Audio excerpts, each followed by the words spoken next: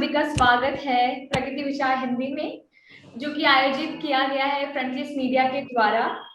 तो इस हिंदी दिवस के समारोह पर ये कार्यक्रम सिर्फ हिंदी भाषा की प्रशंसा के लिए हमने आयोजित किया है कि हिंदी भाषा हमारे लिए क्यों इतनी महत्वपूर्ण है और हमारी जिंदगी में इसका एक अहमियत जगह है और हमेशा ही रहेगी। ये भारत वासियों की शान है और हिंदी भाषा एक हमारी पहचान है। तो thank you so much Lavkesh Chandra sir और Pradeep sir for joining us today. Okay, तो हम परिचय से स्टार्ट करते हैं। पहले लवकेश सर, लेखक एवं सामाजिक चिंतक लवकेश चंद्र अपने ब्लॉग और पुस्तकों के माध्यम से भारत के सामाजिक, राजनैतिक और आर्थिक मुद्दों पर लिखते हैं। हाल ही में उनकी पुस्तक गवर्नेंस का राइट एंगल आम आदमी के लिए सुशासन प्रकाशित हुई, जिसमें उन्होंने आम आदमी के लिए गवर्नेंस का राइट एंगल तलाशते हुए आजादी के 75 साल के शासन और विभिन्न दलों द्वारा प्रस्तुत सुशासन मॉडल की पड़ताल विश्व विख्यात अर्थशास्त्रियों के विचार और शास्त्र के माध्यम से की है। हिंदी में लिखित ये पुस्तक नीति निर्माता से मतदाता सभी को आकर्षित करने में सफल है, जो उनकी किताब है।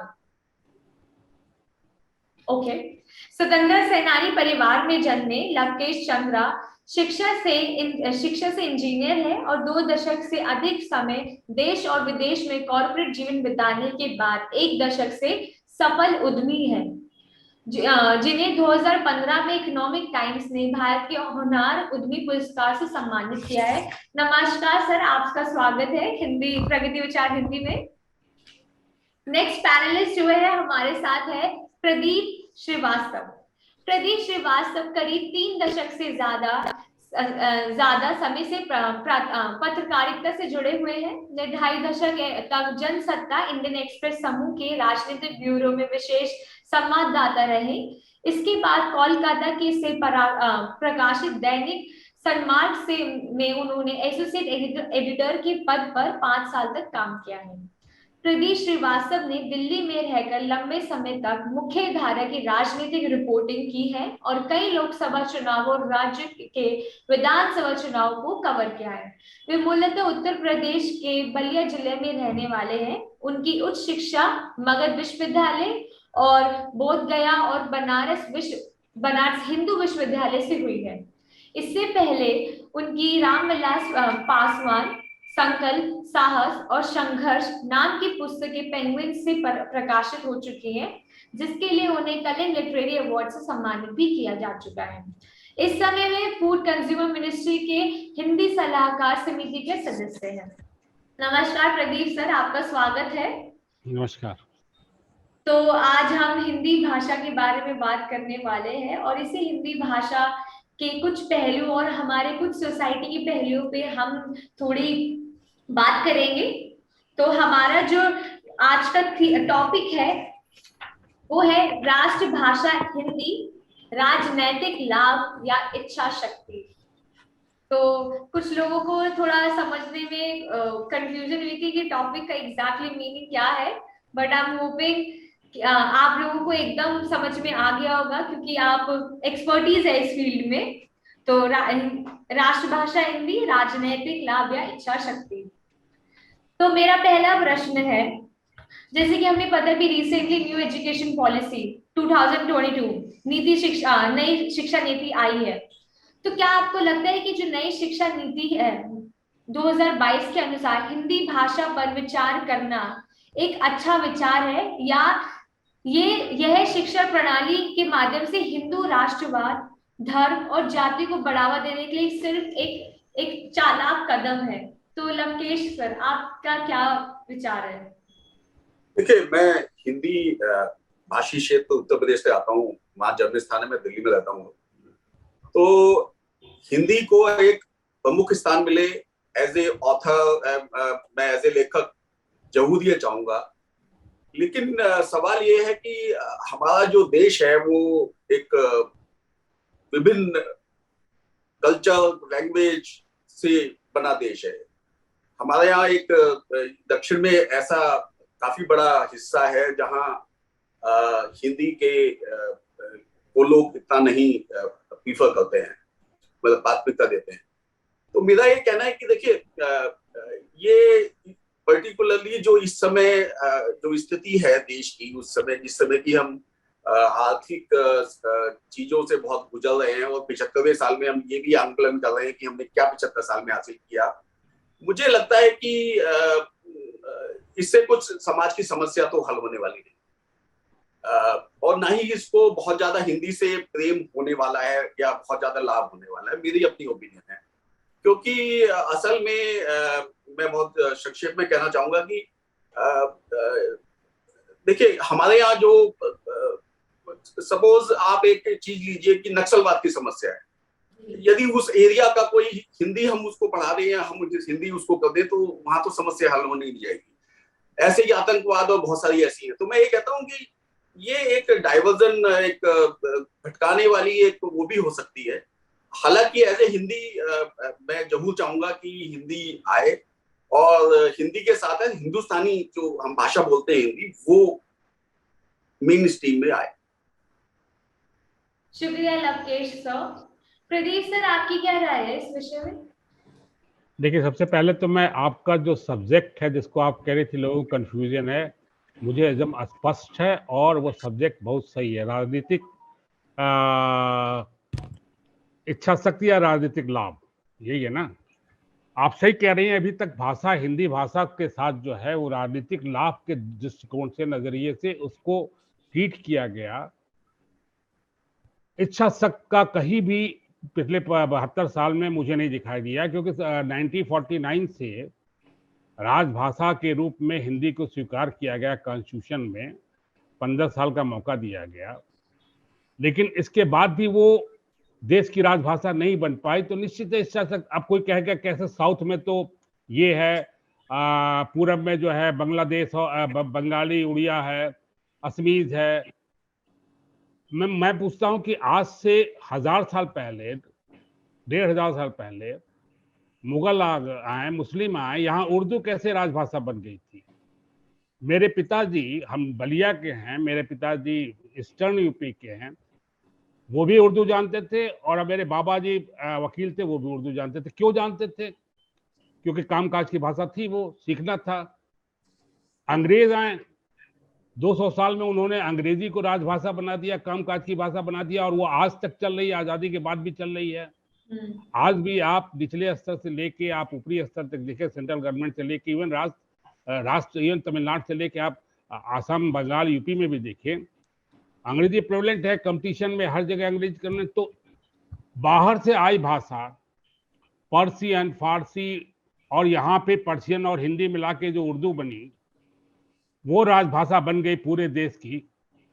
तो निश्चित तौर पे इससे अच्छा तो पॉलिटिकल हित इसमें देखा गया कि भाई साउथ वाले नाराज ना हो जाएं, ये ना हो जाए। अगर आप चाहते राजभाषा लागू कर दिया, आपने कहा था 65 से लागू हो जाएगी, धीरे धीरे अंग्रेजी हटाएंगे, आप आज तक अंग्रेजी नहीं हटा पाए। तो इसलिए आपका टॉपिक तो बहुत अच्छा है। दूसरा, जो आपका पहला सब्जेक्ट है शिक्षा नीति के जरिए, एकदम आप सही कह रही हैं कि ये शिक्षा नीति के जरिए, देखिए जो पार्टी इस समय सरकार में है, उसका एजेंडा रहा है बहुत पहले से हिंदी, हिंदू, हिंदुस्तान। उसी तर्ज पे जो है ये शिक्षा नीति जो है तैयार की गई है। आप देखिए कि सवाल है कि आप ब्राह्मणिज्म को जो है, सनातन धर्म को आप कॉन्स्टिट्यूशन से जोड़ रहे हैं। राष्ट्रीयता, राष्ट्रवाद क्या है? आज जो राष्ट्रवाद की बात की जा रही है वो ब्राह्मणिज्म है, जबकि हमारा राष्ट्रवाद संविधान से गवर्न होता है। कक्षा न जो करिकुलम 2020 से चेंज किया जा रहा है शिक्षा नीति के तहत, उसमें संविधान के तहत जो फेडरलिज्म था, संघवाद, सेकुलरिज्म, धर्मनिरपेक्षता, वो सारी चीज हटाई जा रही है। ऑफिशियल लैंग्वेज रखी गई है, वो कॉन्स्टिट्यूशन का पढ़ाया जा रहा है क्योंकि हिंदी है। लेकिन बाकी आप सोचिए, कॉन्स्टिट्यूशन का अगर फेडरलिज्म खत्म हो जाएगा, धर्मनिरपेक्ष खत्म होगा, वो तो आत्मा है संविधान की, वो हटाया जा रहा है, जो बहुत खतरनाक है। दूसरा चीज जो है, आप कहते हैं कि हमारे यहाँ हम लोग गुलामी के हो गए, हम मुगल का और इस्लाम का प्रचार प्रसार पढ़ रहे हैं। इतिहास इतिहास होता है। अच्छा हो बुरा हो, इतिहास इतिहास होता है। हमारे यहाँ 1000 साल अगर मुगल शासन किए तो उनका इतिहास है। आप जामा मस्जिद को उखाड़ के नहीं फेंक सकते हैं, लाल किला को नहीं फेंक सकते हैं। इवन क्या आप राष्ट्रपति भवन को फेंक रहे हैं क्या? वो तो अंग्रेजों का बनवाया है, वो भी तो गुलामी का प्रतीक है। तो ये सारी चीजें जो है ये सब पॉलिटिकल है और खतरनाक है, डिविसिव है।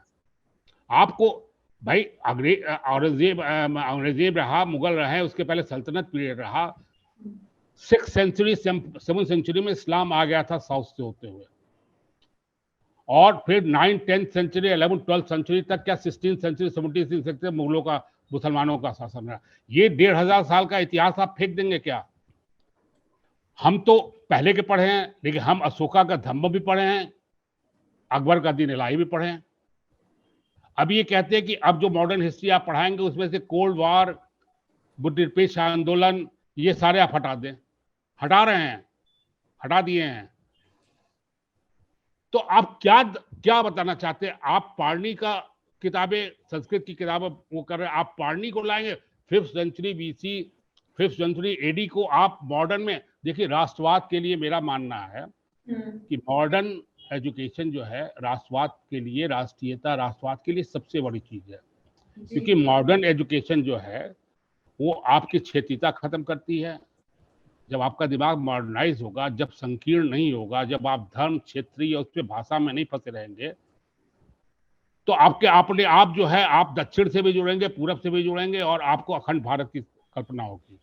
लेकिन जब आप भाषा के आधार पर, संस्कृत के आधार पे, और चोला चालुक्य की बात करेंगे आप, लेकिन आप मुगल स्थापत्य कला, राजस्थान स्थापत्य कला को नहीं देखेंगे। आप खजुराहो के मंदिर के साथ जो है वो यहाँ पे राष्ट्रपति भवन का स्थापत्य कला नहीं देखेंगे, उसमें कैसे राजपूत शैली को और फ्रांस की शैली को, यूरोपियन शैली को मिक्स किया गया। तो आप इतिहास क्या खाक पढ़ेंगे?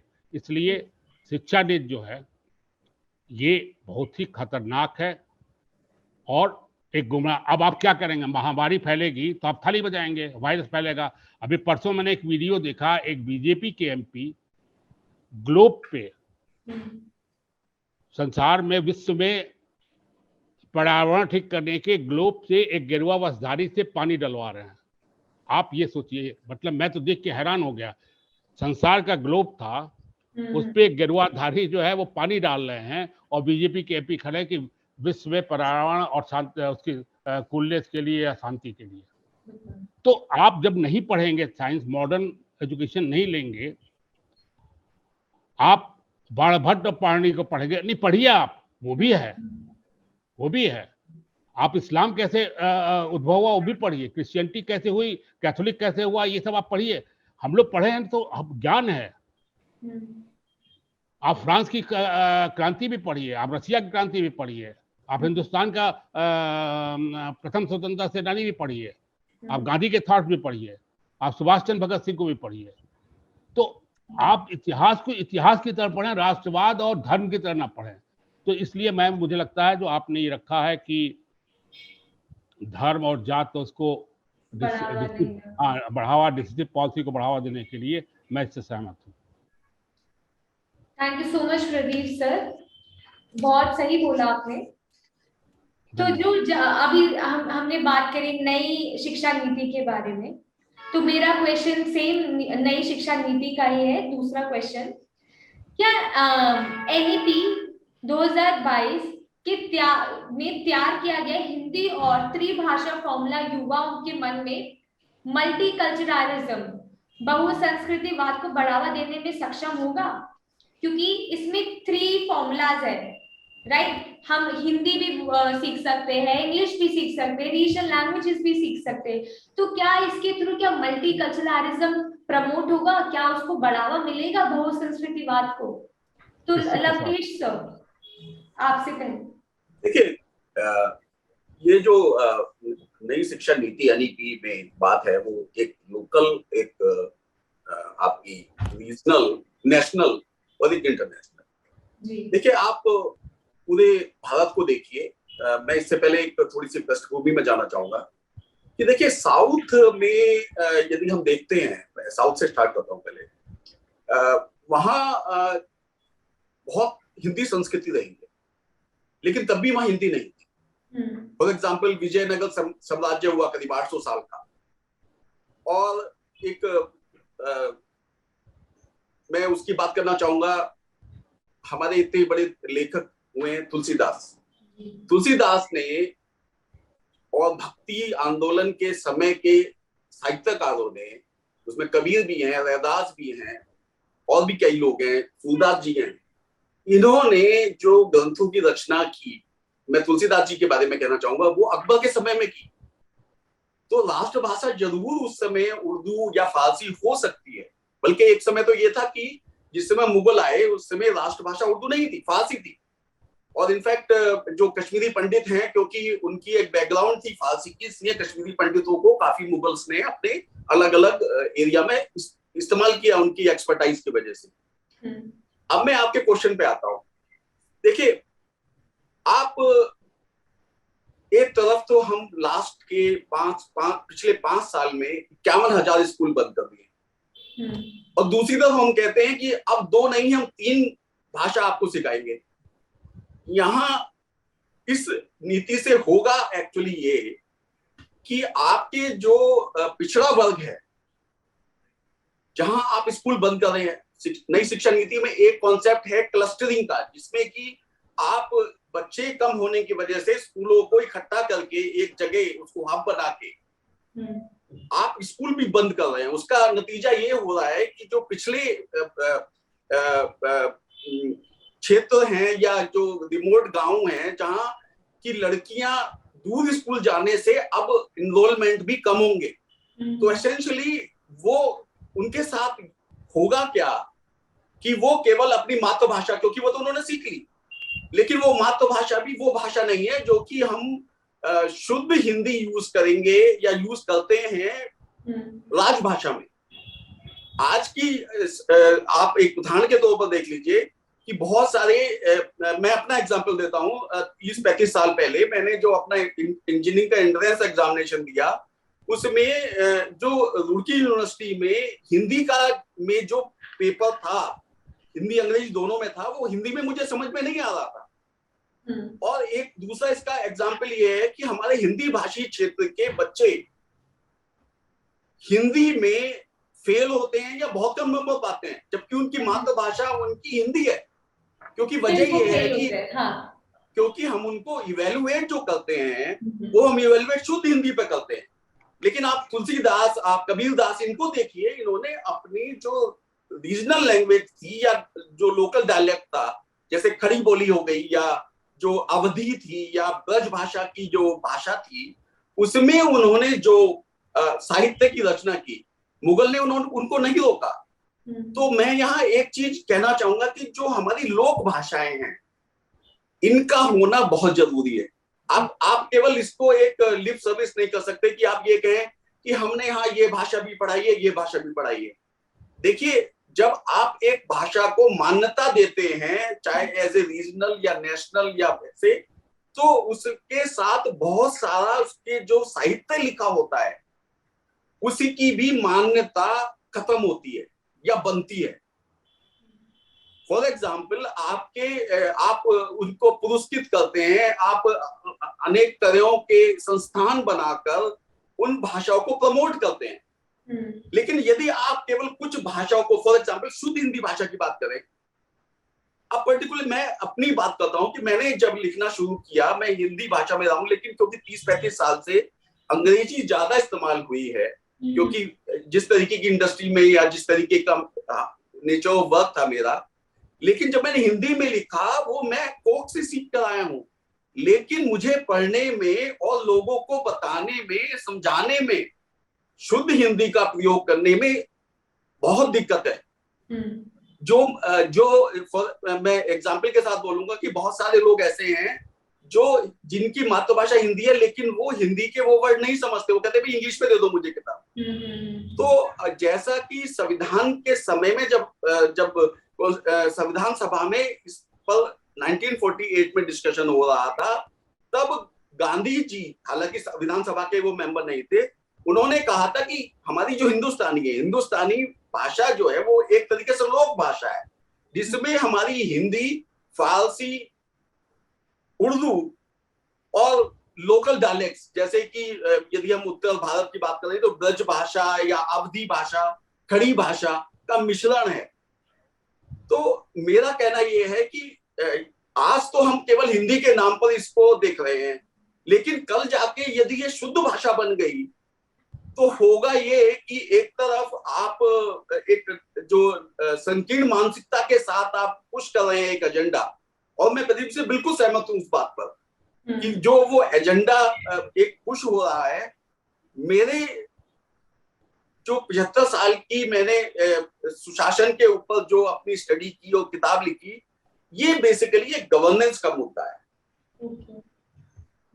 तो मुझे नहीं लगता कि आप इससे मल्टीकल्चरलिज्म को बढ़ावा दे सकते हैं। देखिए, एक चीज होती है कि देखिए इस 75 साल में एक हमारी सबसे बड़ी जो कामयाबी है वो ये है कि 75 साल में भारत इकट्ठा रहा, एकजुट रहा, स्पाइट ऑफ हमारे यहाँ इतनी सारी समस्याएं हैं कि अलग अलग लैंग्वेज है, सब कुछ है, लेकिन यदि हम कोई चीज फोर्स करेंगे, क्योंकि क्या होता है कि मैं फॉर एग्जाम्पल एक तेलुगु भाषा सीखना चाहता हूं किसी भी रीजन से, लेकिन यदि मुझसे कहा जाए कि नहीं आपको तेलुगु सीखनी पड़ेगी, आपको बंगाली सीखनी पड़ेगी, तो मैं क्यों सीखूं?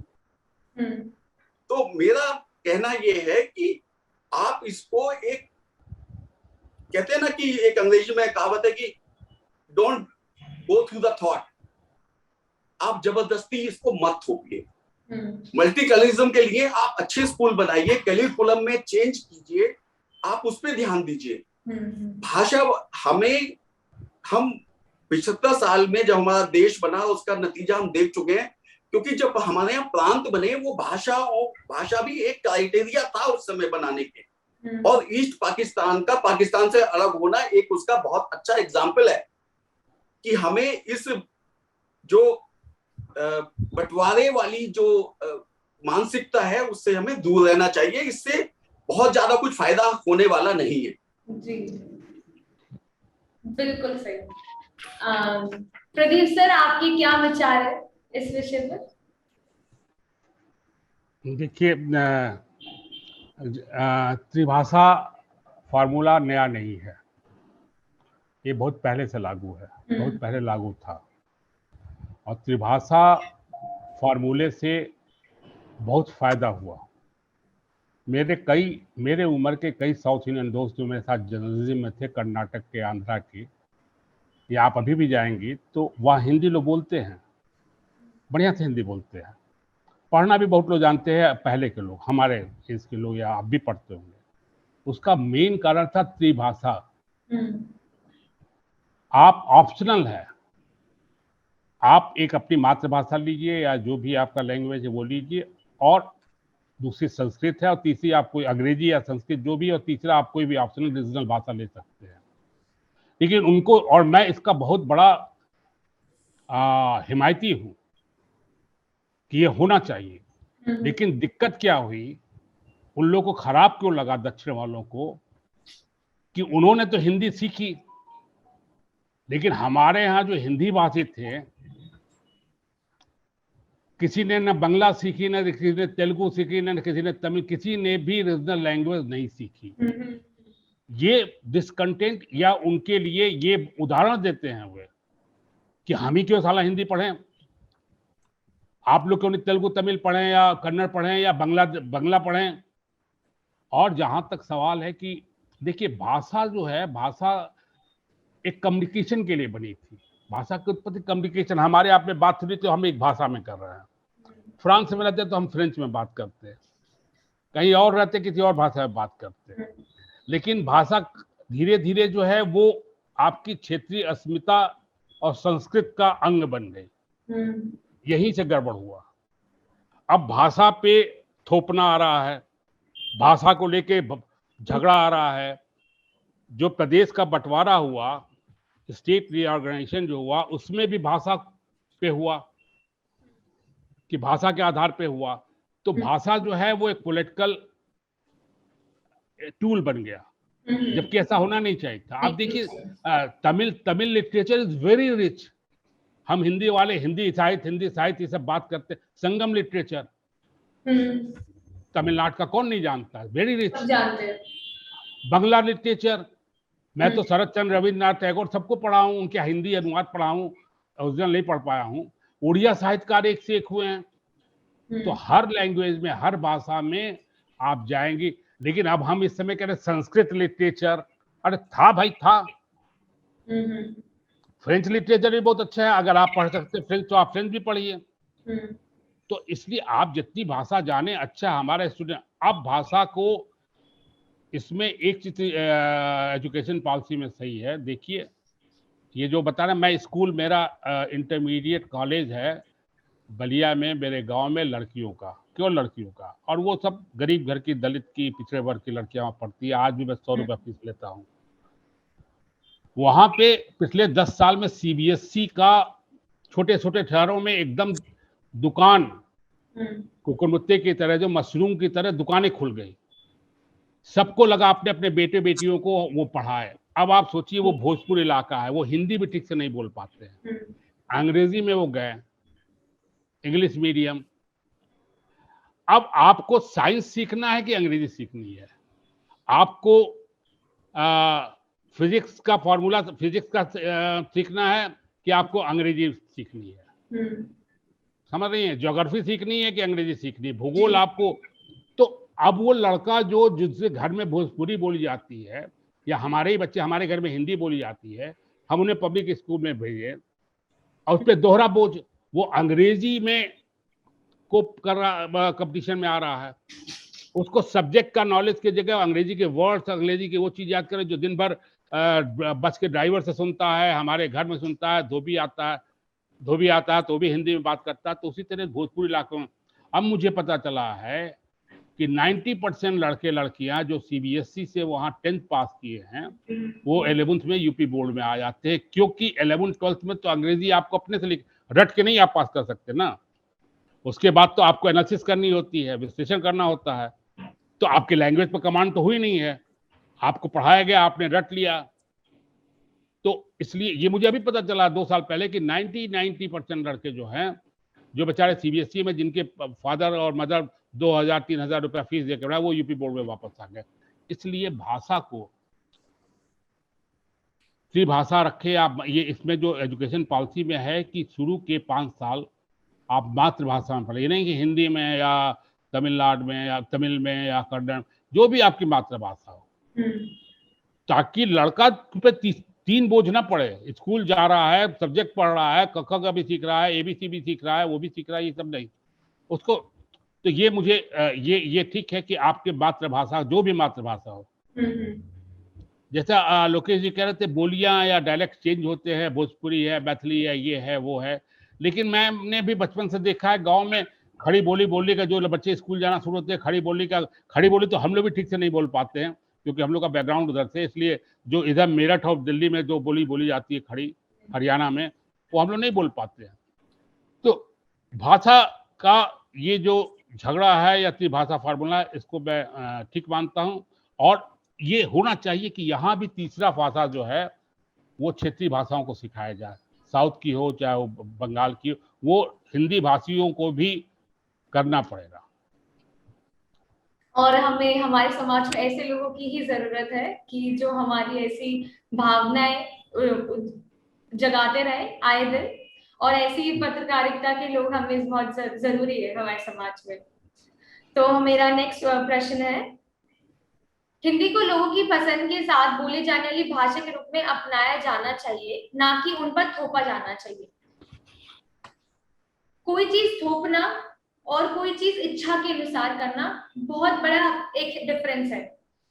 जैसे हिंदी सिर्फ बोला कि हाँ ये हिंदी हमारी भाषा, हम बोल रहे हैं, हमारी इच्छा है, हम अपनी इच्छा से बोलेंगे। पर और कोई हमें बोल रहे कि तुम्हें हिंदी ही बोलनी है, फोर्स के साथ हमें बोल रहे हैं। तो इस पे आपका क्या कहना है लवकेश सर? देखिए, थोपने का, जैसे मैंने पहले कहा कि देखिए कोई भी चीज यदि आप थोपते हैं, हम एक लोकतांत्रिक देश है और यहाँ हम 75 साल से लोकतांत्रिक नहीं है, हमारे जीन्स में लोकतांत्रिक और आप किसी का पिछला शासन उठा के देख लीजिए, अशोक का उठा के देख लीजिए आप, और जो भी अच्छे शासक या जिनको हम सुशासन में मानते हैं, तो हमारे जीन्स में एक लोकतांत्रिक व्यवहार है, जिसमें हम सोचते हैं कि जो हमारा जो जनमानस है वो क्या सोचता है, और हम ये कभी बर्दाश्त एज ए देश नहीं करते कि कोई चीज हम पे थोपी जाए। अब एक इसमें दूसरा एक सवाल ये है कि आप जब भाषा सीखते हैं, अपनी मातृभाषा तो आपने अपनी कोख से सीखी और उसमें तो कोई बात ही नहीं है, आप परिवार में बोलते हैं, अपने आसपास बोलते हैं। आप उसके अलावा जो भाषा सीखना चाहते हैं उसका पर्पस कोई ना कोई होता है। जैसे कि मैं साउथ का फिर एग्जांपल लूंगा कि क्योंकि मैं एक डेविल एडवोकेट की तरीके से उनका पक्ष रखना चाहता हूँ। हालांकि मैं खुद एक हिंदी में लिखता हूँ, हिंदी भाषी हूँ, दोनों भाषा में ठीक कमांड कंट्रोल है, कि वो ये कहते हैं कि भाई हम एक भाषा, हम अपनी मातृभाषा में कम्युनिकेट कर रहे हैं और हमें विश्व में और दूसरे लोगों से कम्युनिकेट करने के लिए एक कॉमन लैंग्वेज है। फॉर एग्जांपल, यदि मैं उत्तर प्रदेश में रहता हूँ, मैं पश्चिमी उत्तर प्रदेश से आता हूँ और मुझे बंगाली सीखने का सपोज ऑप्शन दिया जाए या कुछ लैंग्वेज और दी जाए, ठीक है कि मुझे जिंदगी में उस भाषा की कहीं जरूरत पड़ सकती है, लेकिन उसका एज ए कैरियर, जब मैं एक स्टूडेंट हूं या मैं एक इंस्पायरिंग युवा हूं, मुझे उसका क्या फायदा होने वाला है। तो प्रैक्टिकली क्या होता है? प्रैक्टिकली होता ये है कि आप उन रीजनल भाषाओं को छोड़ के, जो कि प्राइवेट स्कूल में प्रदीप जी ने भी बोला, हम फ्रेंच सीखना शुरू कर देते हैं। हम ये सोचते हैं कि हमारे शायद भारत में अभी भी ये स्थिति है कि विदेश जाना एक बड़ा अवसर दिखाई देता है, तो हम सोचते हैं कि हम जर्मन सीख लें।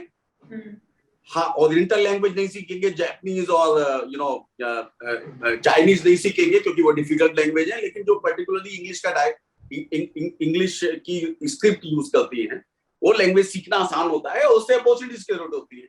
तो सवाल एक ये भी है कि जो हम तीसरी भाषा हम सीखेंगे वो कौन सी सीखें, और क्या ये एक जो प्राइवेटाइजेशन का दौर चल रहा है उसमें क्या एक सरकारी और जो प्राइवेट स्कूल हैं उसमें ये जो गैप ऑलरेडी एग्जिस्ट कर रहा है समाज में, जहां सरकारी स्कूल लगातार बंद होकर प्राइवेटाइजेशन हो रहा है और सब कुछ इतना, मतलब इस पे काफी चर्चा ऑलरेडी चल रही है, वो क्या समाज में एक डिवाइड क्रिएट नहीं करेगा?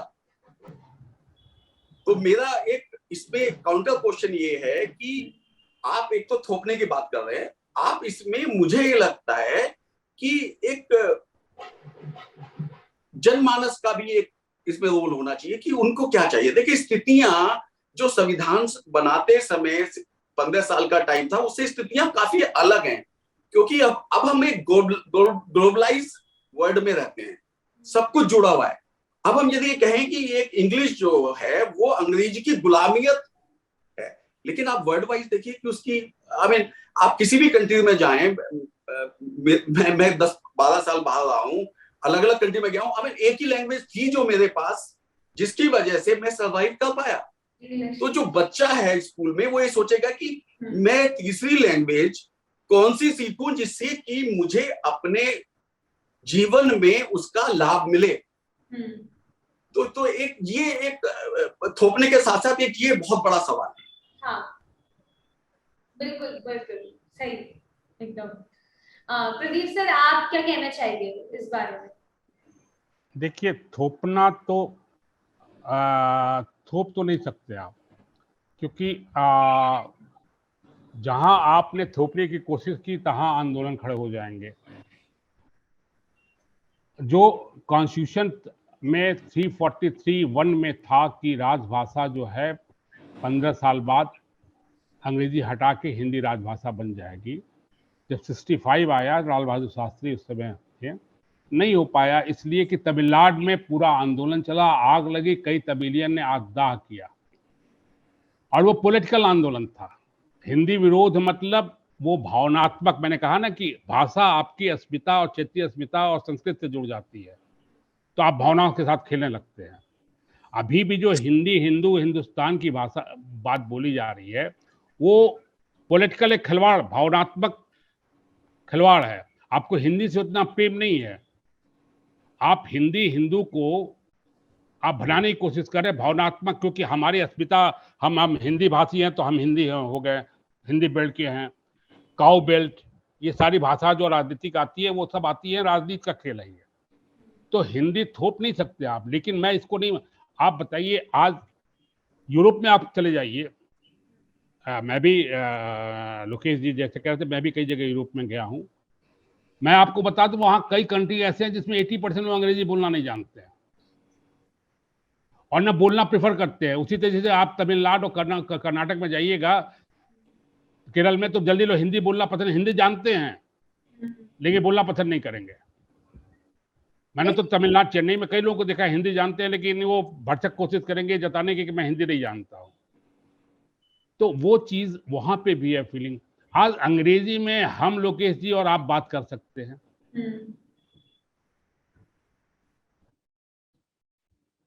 हम Just close. Pradeep action sir, की is your network? उर्दू में पहले हम बात करते थे, उर्दू थी, फारसी थी, अंग्रेजी आने के पहले तो भाई 1600-1700 ईस्वी तक जो है, 1600 तक अंग्रेजी नहीं ना बोली जाती थी। यहाँ इतने गुणे लोग जो जाते थे वो लोग अंग्रेजी बोलते थे। अंग्रेजों के शासन के आने के बाद जब एजुकेशन सिस्टम चेंज हुआ, अंग्रेजी का महत्व हुआ सरकारी नौकरियों में। देखिए एक चीज और मैं यहाँ ऐड कर दूं, भाषा का संबंध रोजी रोटी से होता है। तो आप थोपिए मत। जिस दिन आप ये कर देंगे कि हिंदी जानने का मतलब है कि आपको अच्छी नौकरी, अच्छे वो, जैसे अंग्रेजी लोग क्यों, आप पब्लिक स्कूल में आप क्यों पढ़ी, हमारे बच्चे या हम लोग क्यों पब्लिक स्कूल के लिए, क्योंकि साहब अंग्रेजी जो है नौकरी के लिए जरूरी है, अंग्रेजी से आईएएस। मैं आपको एक और चीज बता, 79 में कोठारी आयोग की रिपोर्ट आई थी, सिविल सर्विसेज में पहले केवल अंग्रेजी घर के आईएएस के बच्चे आईएएस बनते थे, पब्लिक स्कूल कॉन्वेंट में पढ़ते थे। 80 के बाद हमारा एक दोस्त था पहले अटेम्प्ट में, हिंदी बेल्ट का, आजमगढ़ से, हिंदी स्कूल से, सरकारी स्कूल से पहले अटेम्प्ट में प्रॉपर में आया। और आप 80 के बाद रिजल्ट उठा के देखिए, छोटे छोटे गांव से, छोटे छोटे शहर से, इसलिए कि लैंग्वेज बाधा नहीं रह गई। अब 18 भाषाओं में किसी भी, हिंदी में भी एग्जाम दे सकते हैं, किसी चीज में दे सकते हैं, इंटरव्यू आप अंग्रेजी जरूरी नहीं रही। हिंदी साउथ वाले कैसे सबसे पहले जाने, फिल्म के जरिए जाने। बॉलीवुड की फिल्मों ने जो है हिंदी का जितना प्रचार प्रसार किया, वो जो करोड़ों रुपया, अरबों रुपया खर्च करे, राजभाषा विभाग जो गृह मंत्रालय में बना है, या हिंदी दिवस के नाम पे करोड़ों रुपया खर्च किया जाता है, उससे नहीं हिंदी फैली है। आप हिंदी को जरिया बनाएंगे, धीरे धीरे लोग अपनाना शुरू कर देंगे। आज देखिए साउथ फिल्में हिट कर रही हैं, कई हिंदी भोजपुरी हीरोइन जाके साउथ फिल्मों में काम कर रही हैं, कन्नड़ सीख रही हैं, तमिल सीख रही हैं। तो जब रोजी रोटी का वो हो जाएगा, संबंध जुड़ेगा भाषा से, तो आप अपने आप भाषा सीखे, थोपने की जरूरत नहीं है। और आप जहां इसे, आप क्षेत्रीय अस्मिता आपने थोपने की कोशिश की, तहां हमारा तमिल जाग जाएगा, हमारा कन्नड़ जाग जाएगा, हमारा उड़िया जाग जाएगा, हमारा बांग्लादेश जाएगा, हमारा बांग्ला मानुस, हमारा मराठी मानुस, सब आ जाएंगे। आपने, इन्होंने जो भी सरकारें रही हैं, चाहे कांग्रेस की चाहे कोई भी सरकार रही है, हिंदी के साथ खिलवाड़ किया है। राजभाषा के रूप में हिंदी को इंटरेक्शन की, कन्याकुमारी से लेकर आज भी हिंदी सबसे ज्यादा बोलने, मतलब यहाँ बोली जाने वाली भाषा है। आप इंटरेक्ट कर सकते हैं हिंदी में कहीं भी, गोवा से लेके आप कहीं भी इंटरेक्ट कर सकते हैं। क्यों अंग्रेजी की जरूरत पड़े? अंग्रेजी आप जानिए, आपको बाहर जाना है, आपको डिप्लोमेट बनना है, आपको इंजीनियरिंग करना है, आपको डॉक्टर बन के वहां से वो करना है, आप अंग्रेजी पढ़िए। फिर हिंदी को जिस तरह इन्होंने ऑफिशियल ट्रांसलेशन किया, वो हिंदी से कहीं बढ़िया अंग्रेजी थी। मैं हिंदी सलाहकार समिति में तीसरी बार हूं, वहां मैं कई बार बोल चुका, पहले भी 10 साल पहले भी था, कि भाई जो अनुवाद आता है, जो हमारे पास सरकार की कॉपी आती है अंग्रेजी की प्रेस रिलीज, उसकी जो कॉपी आती है, वो हिंदी से आप, हम लोग स्टोरी बना ही नहीं सकते थे, हमें अंग्रेजी देखनी थी। क्यों अविनाश जी? वो हिंदी इतनी क्लिष्ट हिंदी की सब, मतलब वो साहित्य की हिंदी से भी तो ये सब खिलवाड़ हुआ है, और उसके लिए लाखों रुपया खर्च किया गया, करोड़ों रुपया खर्च किया गया। तो सब मिला के जो आपने शुरू में कहा, इच्छा शक्ति या नीति का अभाव था, आपको थोपने की जरूरत नहीं है। आप आराम से बड़े होते। आज 70-72 साल में जो है हिंदी हर जगह आसानी से पहुंच जाती है। Thank you Pradeep sir. तो मेरा आखिरी प्रश्न ये है, आज हम सब इस मंच पर आए हैं हिंदी दिवस समारोह में, पर मेरा एक क्वेश्चन ये है कि हिंदी भारत में व्यापक रूप में हिंदी भारत में व्यापक रूप में बोली जाने वाली भाषा है। हमें यह है कि हमें डर क्यों है कि एक दिन हमारे देश से हिंदी भाषा गायब हो जाएगी, जिस तरह से दूसरी भाषाओं को इम्पोर्टेंस मिलती जा रही है और लोग और फैमिली और जो गवर्नमेंट भी है कहीं ना कहीं हद तक, तो हमें कहीं ना कहीं डर है कि आने वाले टाइम में हिंदी भाषा होगी नहीं कहीं। और इसी डर के चक्कर में जो हमारी आज की पार्टियां हैं, जो हिंदू आइडिया जो है हमारा नेशन का, उसको प्रमोट कर रहे हैं। तो प्रदीप सर आप क्या बोलेंगे इस बारे में? ये सब अफवाह है। कोई भी भाषा नहीं खत्म होती है, कोई भी संस्कृत नहीं खत्म होती है। हिंदी भाषा कैसे खत्म हो जाएंगी? हिंदुस्तान में सबसे ज्यादा बोलने वाली भाषा कौन सी है? हिंदी है। आज दुनिया की तीसरी सबसे बड़ी भाषा कौन है? हिंदी है। मैंने अभी कहीं पढ़ा था 5-6 महीना पहले कि दुनिया में सबसे बड़ी भाषा हिंदी है। हिंदी कैसे खत्म हो गई? आपने भी देखा होगा, लोकेश जी ने भी देखा होगा, हम तो कहीं से नहीं देख रहे हैं कि तमिलनाडु से हिंदी खत्म हो गई है या गोवा से हिंदी खत्म हो गई है या रेहड़ी वाले के यहाँ से हिंदी खत्म हो गई है या दारू के ठेके पे हिंदी खत्म हो गई है या कहीं पे हिंदी खत्म हो गई है। हिंदी खत्म कैसे हो जाएगी? जो हिंदी बोल रहा है उसका बच्चा भी बोल रहा है, वो बोलता रहेगा हिंदी। हिंदी खत्म नहीं। हिंदी को कैसे वो करें? मतलब आप, चूंकि हम हिंदी भाषी हैं और हिंदी हमारी राजभाषा, देखिए दोनों चीज में अंतर है। राजभाषा राष्ट्रभाषा में अंतर है। राष्ट्रभाषा तो हिंदी है नहीं। जहां आप राष्ट्रभाषा बनाने की बात कहेंगे तो राष्ट्रपिता, राष्ट्रभाषा, राष्ट्रमाता, ये सब तो एक ही होता है ना।